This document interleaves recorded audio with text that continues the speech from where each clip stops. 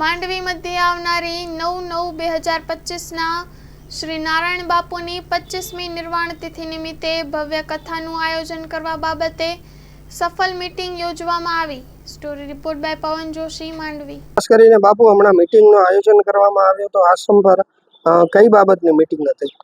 જો આશ્રમમાં મીટિંગ હતો, કથાનો બીજી મીટિંગ જે આપને 25મી નિર્વાણ તિથિ બાપુના 9/9/2025 પડે છે, એમાં ભાગવત કથા નિમિત્તે મીટિંગ હતી।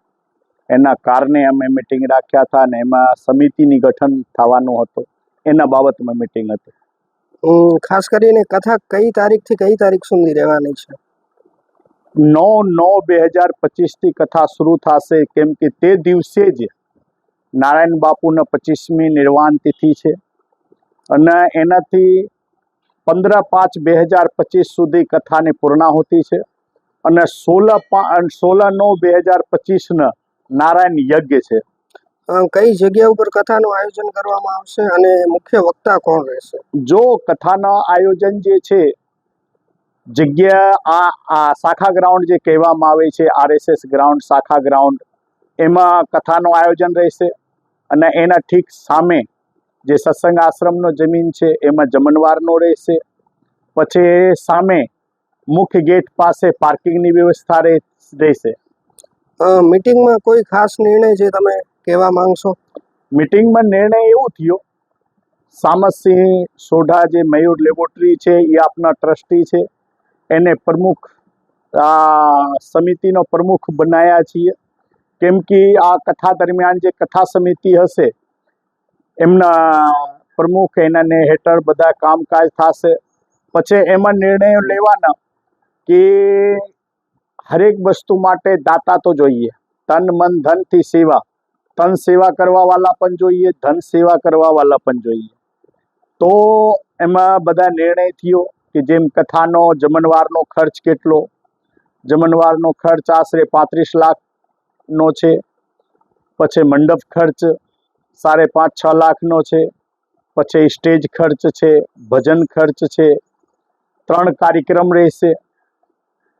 પહેલા દિન 9 તારીખના મોટો સંતવાણીનો કાર્યક્રમ રહેશે, પછી બીજો 12 તારીખે કૃષ્ણ જન્મના દિવસે સંતવાણીનો કાર્યક્રમ રહેશે અને ત્રીજે છેલ્લે 15 તારીખ જે પૂર્ણાહુતિ થશે કથાની, તે રાત્રે સંતવાણીનું આયોજન રહેશે। 3 મોટું આયોજન છે અને એમાં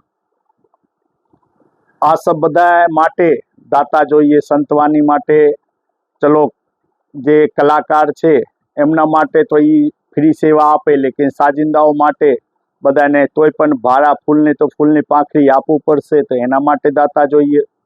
પછી જે માધ્યમ છે કેમેરાનો, જે ફોટોગ્રાફીનો, એના માટે પણ દાતા જોઈએ।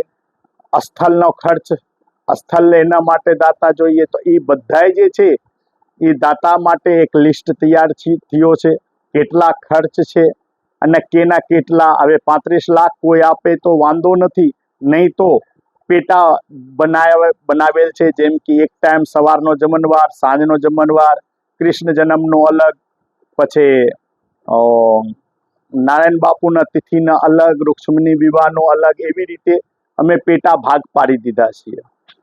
ખાસ કરીને બાપુ કોઈને પોતાના પિતૃના મોક્ષાર્થે પોથી રખાવી હોય અથવા તો કોઈને દાન આપવાની ઈચ્છા થાય તો એ કોનો સંપર્ક અને કેવી રીતે સંપર્ક કરે?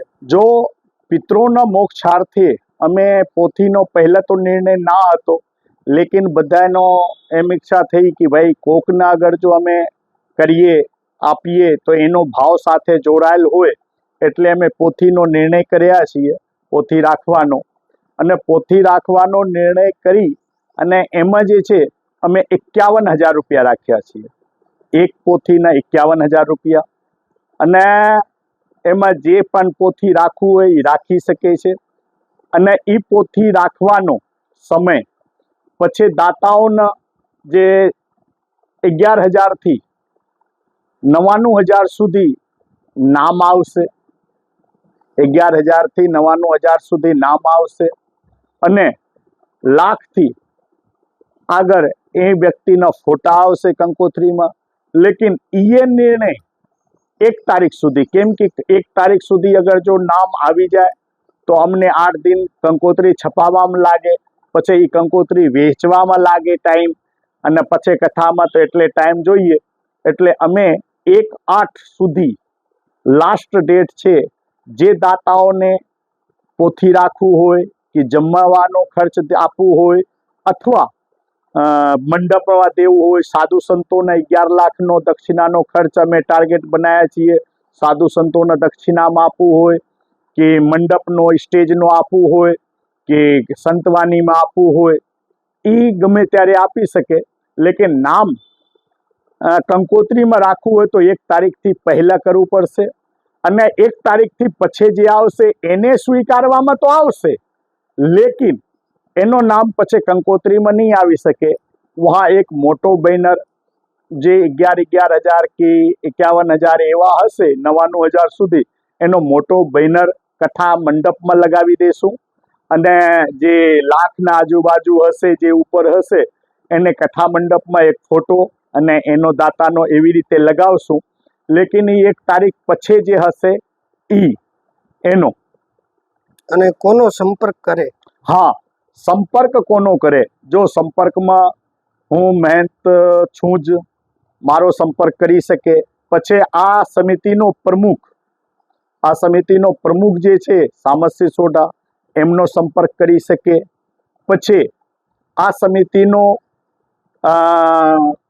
करसन गढ़वी जे पोस्ट ऑफिस में छे, एमने पण अत्यारे हवे बाकी समिति निर्णय लेशुं, लेकिन एमनो पण संपर्क करी सके।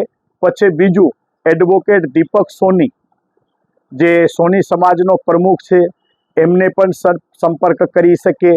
अने एना सिवाय बार एसोसिएशन एडवोकेट प्रमुख खेराज गढ़वी छे, एमनो पण संपर्क करी सके। एटले आवी रीते 5 થી 6 जना गमे तेना संपर्क करी शको छो। आ तो समिति एक कथा माटे छे